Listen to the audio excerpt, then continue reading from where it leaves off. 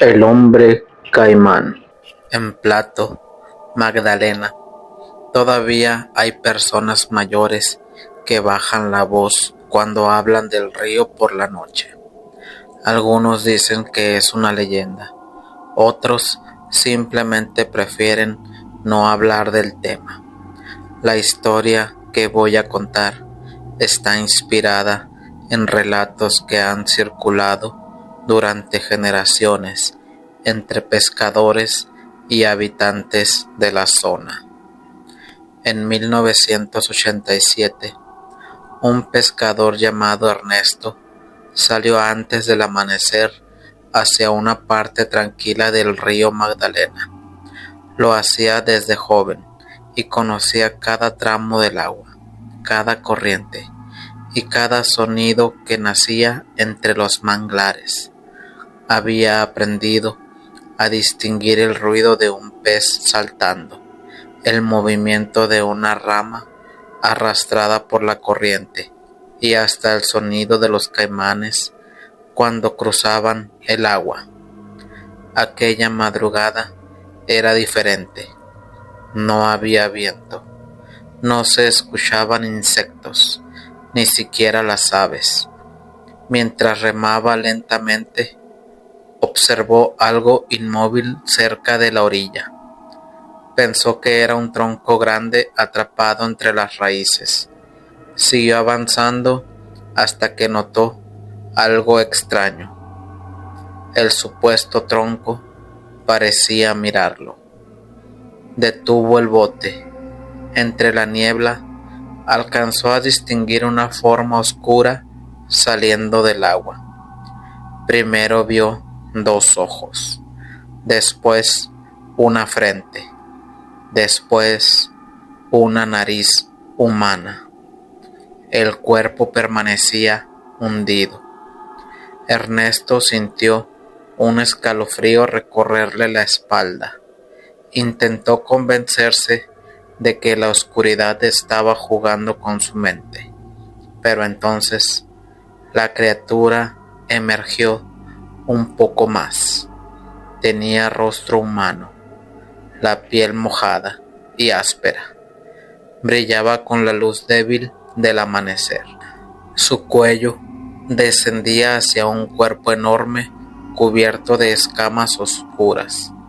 No parpadeaba, solo lo observaba. Ernesto tomó el remo y comenzó a retroceder lentamente. La figura continuó inmóvil durante unos segundos más. Entonces sonrió. Una sonrisa demasiado amplia, demasiado larga. El agua explotó alrededor de la criatura y desapareció bajo la superficie. El bote se sacudió violentamente. Algo golpeó la parte inferior. Después, otro golpe y uno más. Ernesto remó desesperado sin mirar atrás. Escuchaba movimientos a ambos lados del bote. Sentía algo siguiendo la embarcación bajo el agua. No se detuvo hasta alcanzar la orilla. Cuando llegó al pueblo, estaba pálido y temblando. Contó lo sucedido entre respiraciones agitadas. Algunos se rieron, otros guardaron silencio. Un anciano que estaba sentado cerca de él solo hizo una pregunta.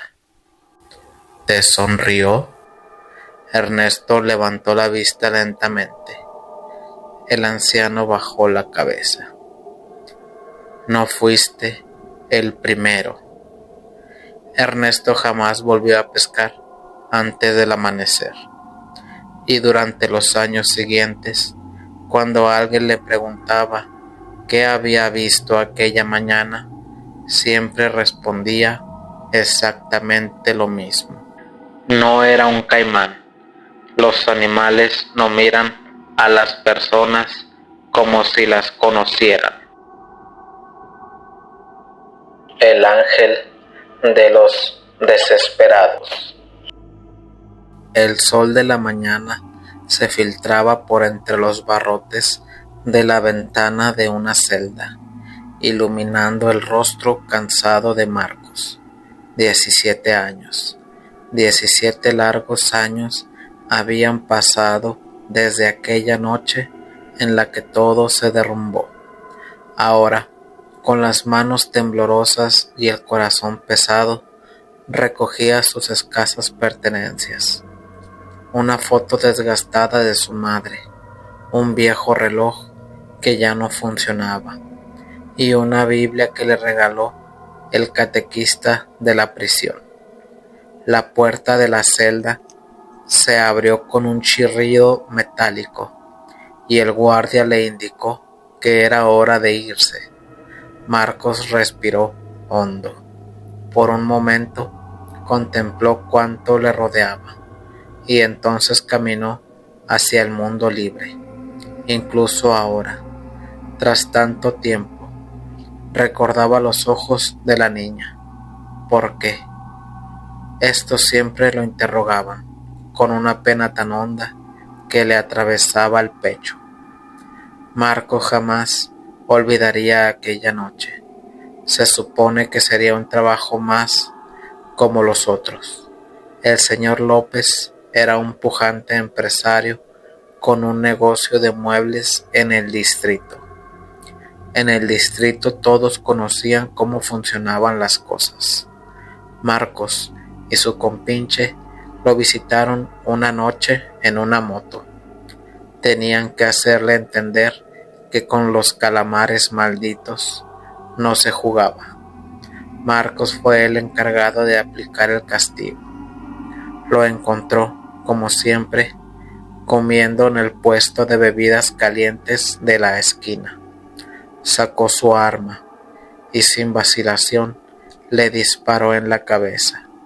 El señor López se derrumbó de su banco y entonces Marcos la vio, a la niña que lo acompañaba.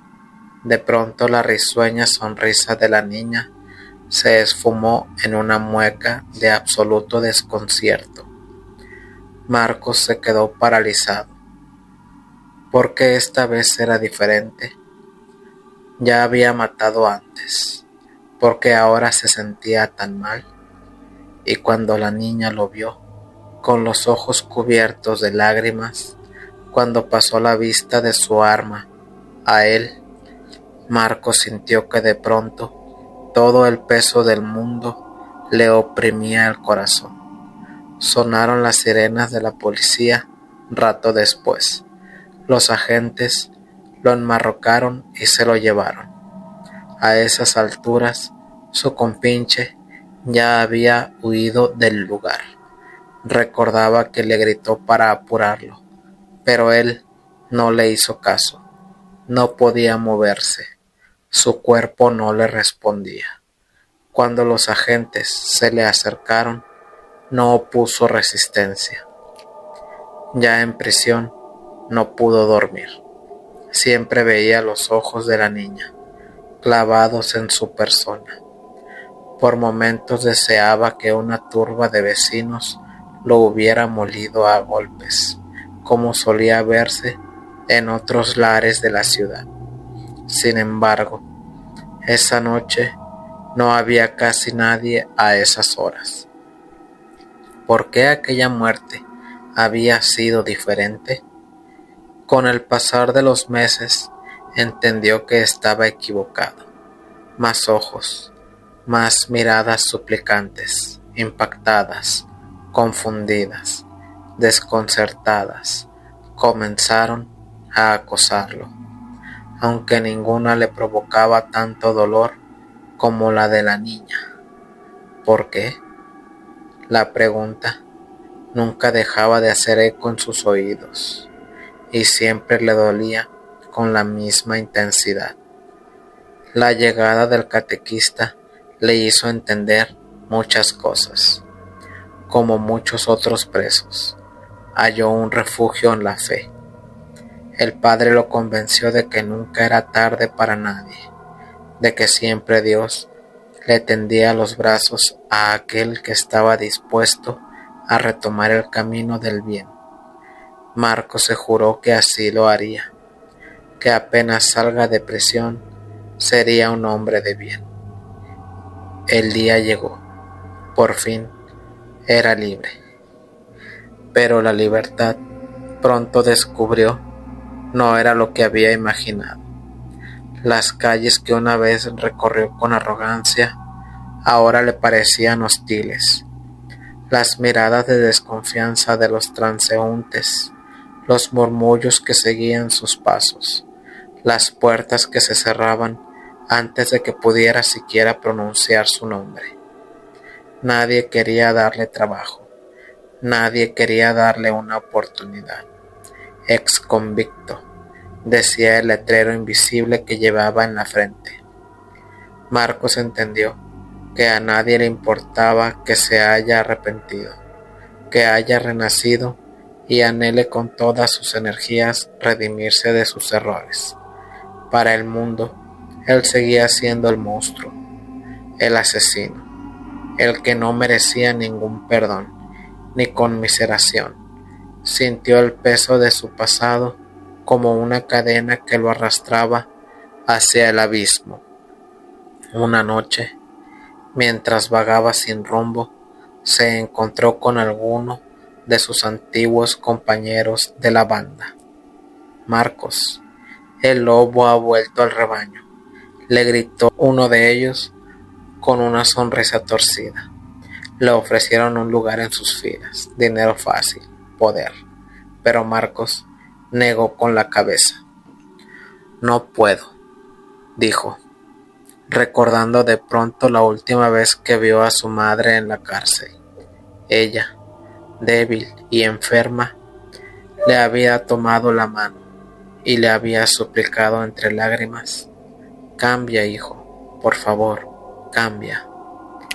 Él le había prometido que lo haría, y ahora, aunque ella ya no estaba más en este mundo, su promesa seguía viva. Marcos no quería más miradas afligidas, preguntándole por qué. Cumpliría con su promesa. No volveré a decepcionarte, mamá. No has sido una mala madre. No me has criado mal. Yo soy el único responsable de todo. Él se repitió para sus adentros, en tanto se alejaba cabizbajo de sus antiguos compañeros de fechorías. Pero por más que se repitiera que era otro hombre, que pronto alguien se percataría de ello, lo cierto fue que todo el mundo le cerró las puertas. Terminó vendiendo golosinas en el transporte público, pero pronto esto se le hizo insoportable. Él había creído que su historia de arrepentimiento conmovería a las personas. Fue todo lo contrario. Si le compraban, de inmediato notó, solo era porque le tenían miedo y desconfianza. Parecían estarle diciendo: toma esto y aléjate de mí lo más que puedas. Desesperado, Marcos entró una buena tarde a una iglesia. El olor a incienso y cera lo envolvió, y por primera vez en años se arrodilló. No sé qué hacer, susurró mirando hacia el crucifijo.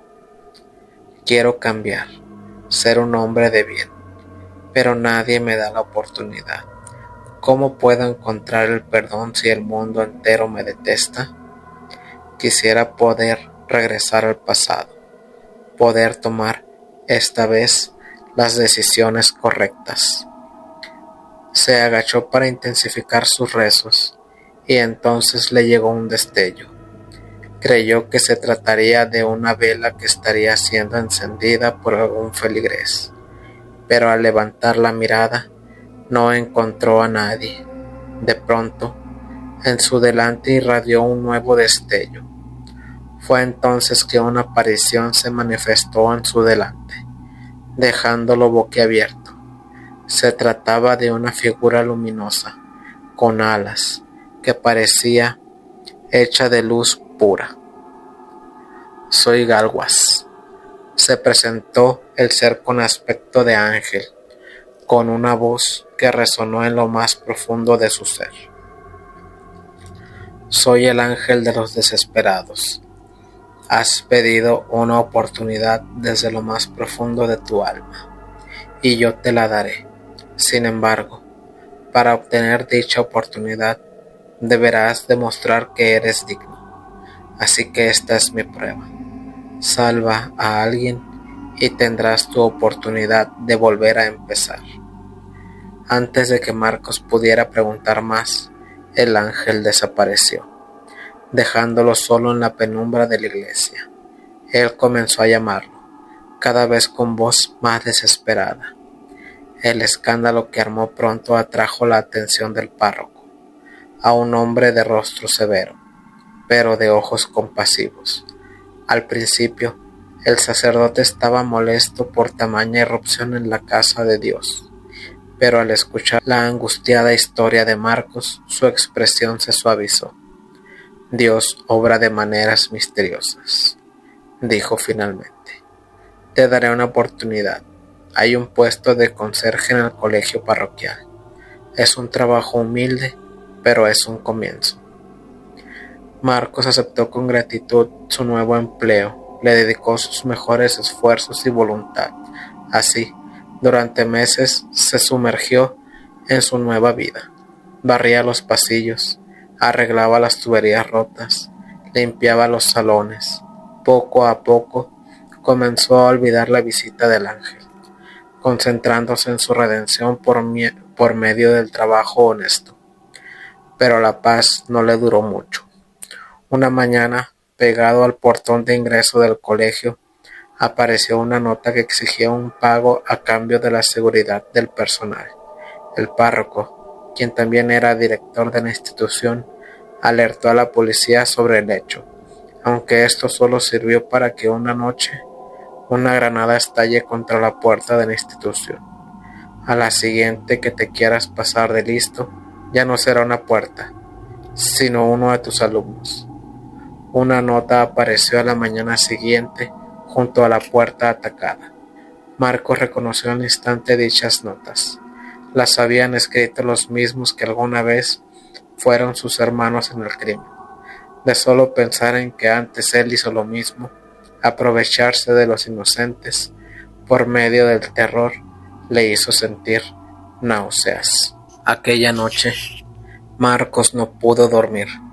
Los recuerdos de su pasado lo asaltaron con una crudeza que hace mucho no había experimentado. Los robos, las peleas, los atentados, los asesinatos, las caras de miedo de sus víctimas, el rostro desencajado de la niña. Se dio cuenta de que, aunque había cambiado, su pasado seguía ahí, vivo y siempre dispuesto a recordarle sus atrocidades. Intentó refugiarse en su trabajo, pero el tenso ambiente que se vivía en el colegio, por culpa de las amenazas, no se lo permitió.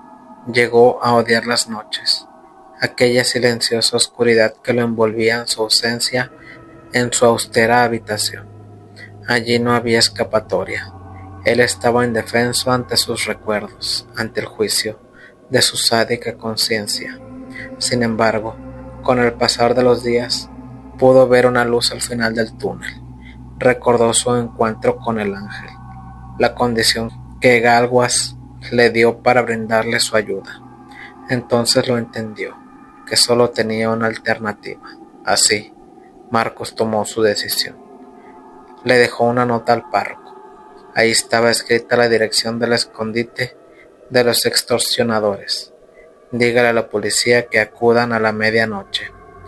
Está finalizada. Con sus ahorros Marcos había podido comprarse un celular. Solía usarse para distraerse durante sus solitarias noches tras el trabajo. Pero esta vez su celular tendría otro propósito. Se lo guardó cuidadosamente en el bolsillo interior de su abrigo. Tras practicar en la tela un hueco por el cual quedaba al descubierto la cámara, transmitiría en vivo su encuentro con sus antiguos compañeros. Así lo decidió, tras recordar a una estudiante de primera de secundaria. Ella había dicho: Si no lo hubiera grabado, nadie creería que hice una canasta tan espectacular. Los expondría su desparpajo, su impunidad. A esas alturas, había visto muchas noticias y comprendió que la presión social era muchas veces la única forma de obligar a la policía a hacer su trabajo. Haría que la sociedad le crea. Confiaba en que la indignación de la población no le dejaría a la policía más alternativa que actuar con mano dura. Esto no está bien. Los encaró tras aparecerse en el lugar e increparles por sus recientes acciones en el colegio. Sus antiguos compinches se hallaban bebiendo licor en la entrada de un viejo caserón, un lugar que recordaba muy bien. Podemos cambiar, ser personas de bien. Mírenme a mí, les digo que es posible. Los miembros de la banda se miraron entre sí. Acto seguido, se echaron a reír. Te atraparon por idiota. Su antiguo compinche, el de la moto, le señaló. ¿Cambiar? Solo los idiotas que se dejan atrapar y que han sido amaestrados en prisión hablan de cambiar. Somos lobos. ¿Captas? El lobo jamás podrá cambiar su piel, así que no te engañes. No eres mejor que nosotros.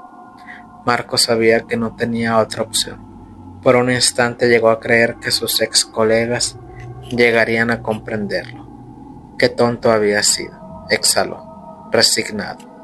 Tendría que ejecutar la parte final de su plan. Hizo el ademán de sacar algo de su chaqueta.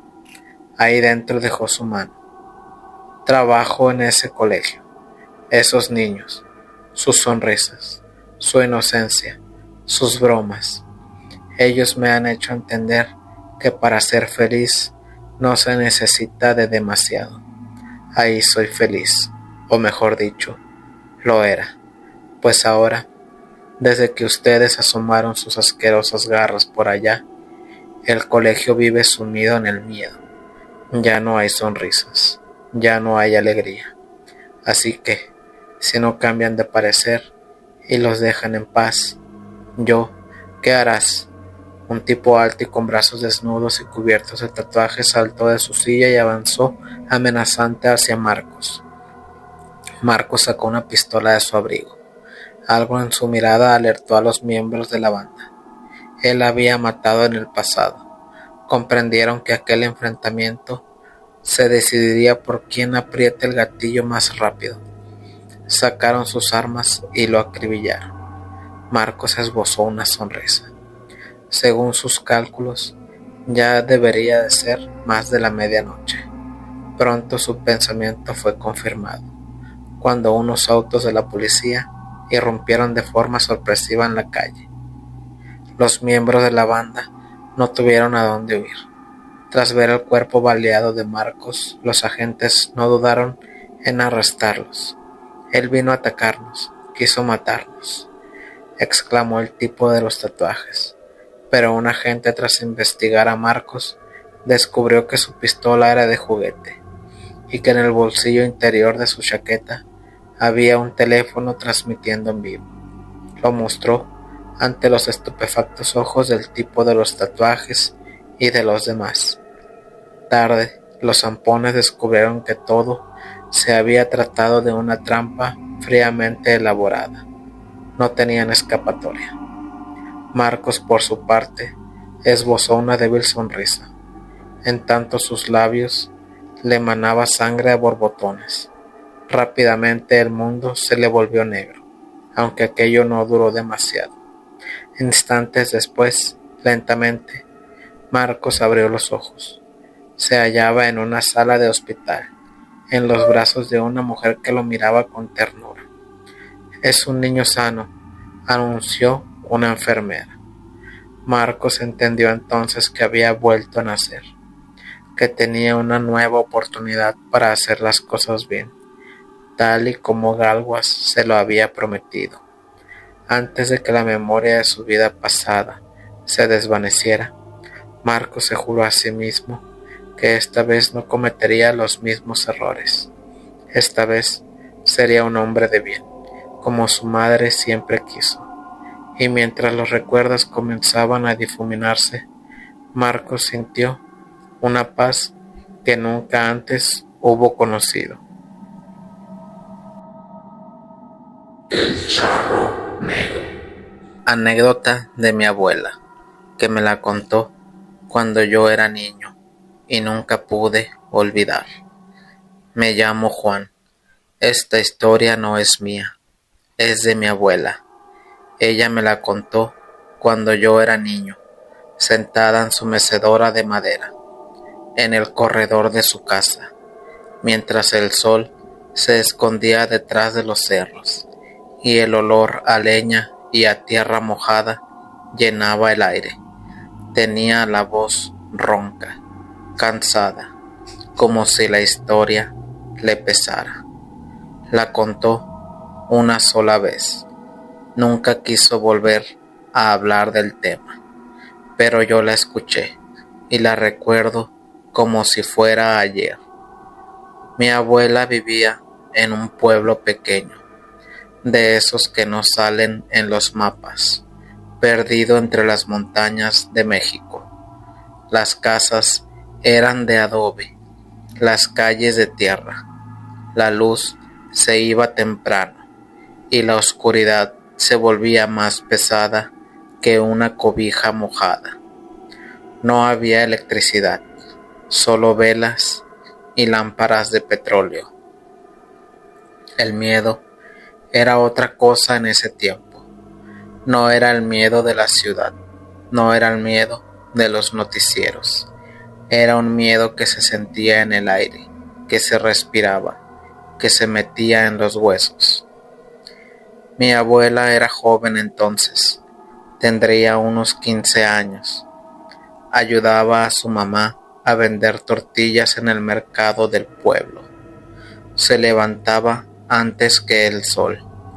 Caminaba por el camino de terracería. Llevaba la canasta en la cabeza y los pies descalzos. El camino era largo, pero ella lo conocía de memoria.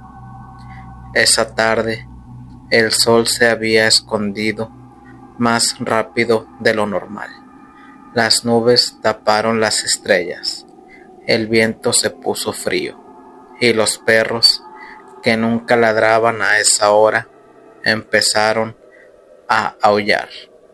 Mi abuela apresuró el paso. No le gustaba la oscuridad. Nunca le había gustado. En la curva del río seco lo vio. Un hombre montado en un caballo negro. No era un caballo normal. Era grande, más grande de lo que debería ser, con los ojos rojos como brasas y el pelaje tan oscuro que parecía tragarse la luz. El hombre vestía un traje de charro negro, con botones de plata que brillaban sin luna. Tenía un sombrero ancho, de esos que usaban los viejos en las fiestas, pero este era negro también, y le cubría medio rostro. Mi abuela sintió que la sangre se le helaba. Quiso correr, pero las piernas no le respondieron. Quiso gritar, pero la voz no salió. El charro bajó del caballo. Caminó hacia ella. Sus botas resonaban en la tierra seca como latidos de corazón. Se detuvo a unos pasos. Levantó la cabeza. Su cara era pálida, muy pálida, como si nunca hubiera visto el sol. Tenía labios rojos, muy rojos, y una sonrisa que no se borraba. «Buenas noches, muchacha», dijo. Su voz era grave, profunda, como si saliera del fondo de un pozo. «Buenas noches», atinó a decir mi abuela. «¿A dónde vas tan tarde?» «A mi casa. Vivo en el pueblo», respondió mi abuela. «Está lejos», dijo él. No tanto. ¿Quieres que te lleve?, dijo el charro. No, gracias. ¿Estás segura? Sí. El charro se quedó callado. La miró fijo. Mi abuela sintió que el tiempo se detenía, que el mundo se había quedado sin aire, que algo malo iba a pasar. Espero que llegues con bien. El camino es peligroso. Sé cuidarme, dijo mi abuela. Lo sé, por eso te dejé pasar, contestó el charro. Se montó en el caballo. El animal resopló, movió la cabeza, dio media vuelta. El charro la miró una última vez. Sonrió. Luego se perdió en la oscuridad. Mi abuela corrió. No sintió el cansancio, no sintió el frío, no sintió nada, solo el miedo. Llegó a su casa, cerró la puerta con llave, se metió a la cama y no durmió en toda la noche. Al otro día le contó a su mamá. Su mamá se puso pálida. Le dijo que no volviera a salir sola de noche, que se cuidara, que el charro negro era un alma en pena, un hombre que había muerto de amor y que vagaba por los caminos buscando a la mujer que le rompió el corazón. Si la encontraba, se la llevaba. ¿A dónde?, preguntó mi abuela apurada. Al monte, al fondo del monte, de donde nadie vuelve, le dijo su mamá.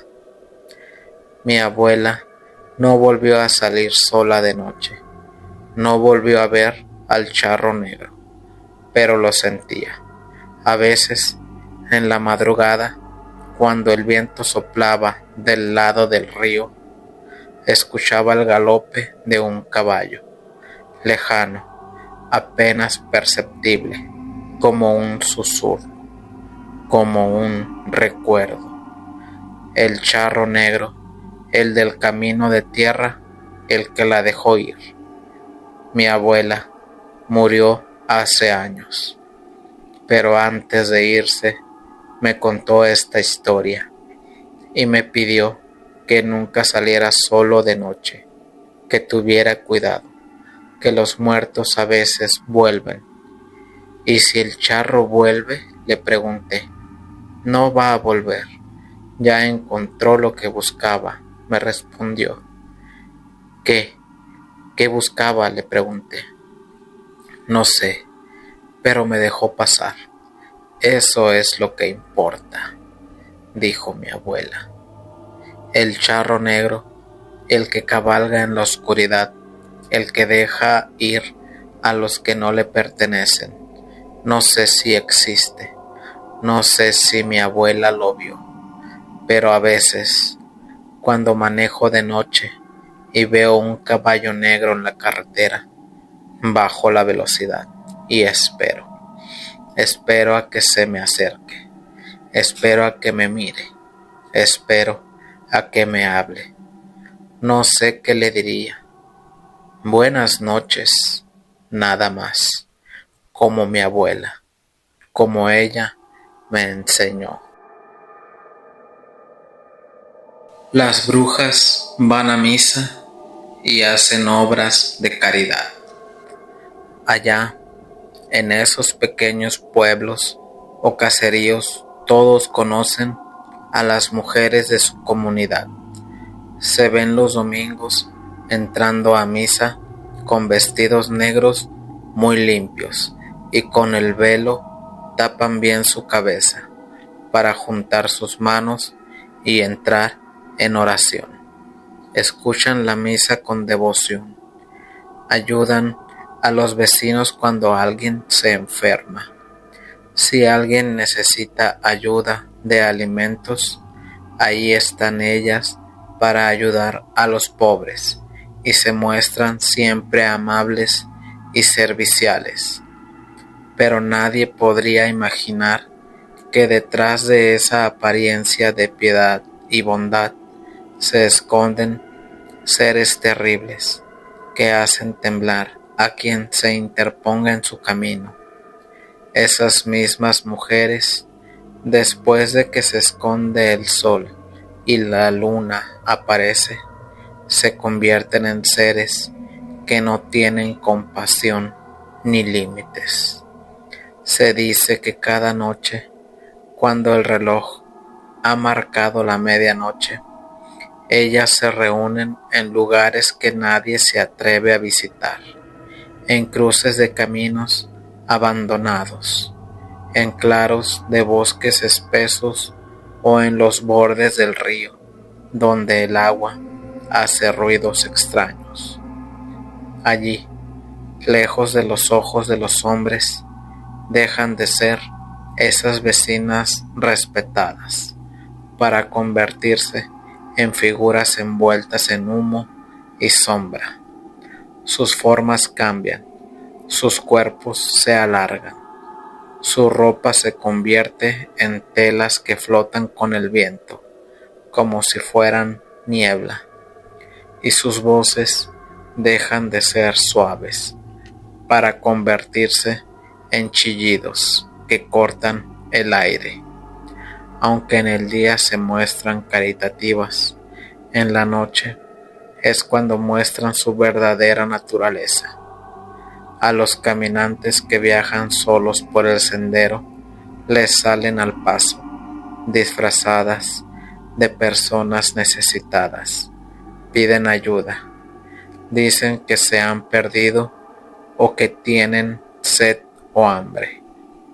Pero cuando el viajero se acerca a socorrerlas, ellas cambian su rostro, se vuelven pálidos como la cal.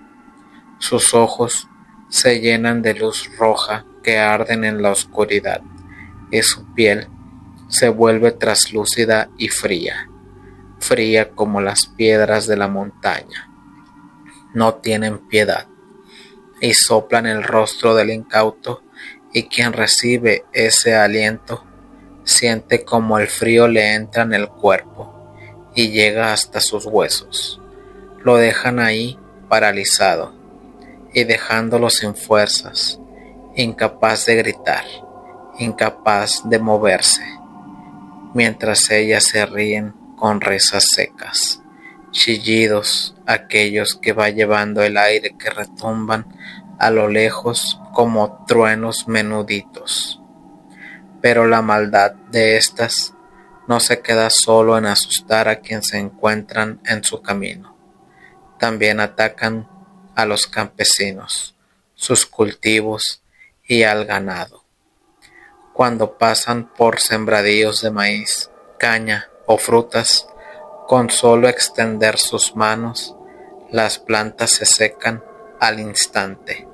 Sus hojas crujen y se vuelven amarillentas. Su tallo se dobla y muere como si lo hubiera quemado el propio fuego. Un fuego invisible pero voraz.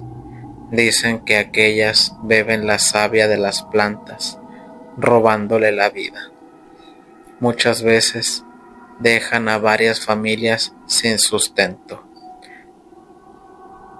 Pero el domingo en misa se acercan a socorrerlas y les ayudan con alimento. Con el ganado hacen lo mismo. Se acercan a los corrales en la oscuridad, cuando nadie las ve, y con un soplo los animales se vuelven inquietos, se tiran al suelo, pierden la leche o agarran fiebre sin ninguna razón hasta que mueren. Se cuentan que han visto vacas y caballos caer muertos en el acto, con sus cuerpos rígidos, como si la vida se les hubiera escapado en un solo soplo. Algunos dicen que lo hacen por diversión, otros que lo hacen para mostrar su poder, sobre todo lo que vive sin importarles el dolor ni la pobreza que causan, o simplemente para tener a quien ayudar el domingo, y así no digan que son malas mujeres. Hay historias de hombres que salieron a buscar agua o a revisar sus animales, y regresando con rostro pálido y temblando contando que han visto brujas reunidas en el bosque. Dicen que las ven rodeadas de una niebla espesa y que se escucha salir un murmullo que las invita a hacer el mal. Es una niebla espesa que les habla. Pareciera que les da órdenes mientras ellas desnudas asienten con la cabeza y responden un sí pasito. Quienes la han observado aseguran que no tienen pies, sino que flotan sobre el suelo y que sus sombras se alargan tanto que pueden tocar el cielo. Aquellas mismas se mueven sin hacer ruido, como si no pesaran nada.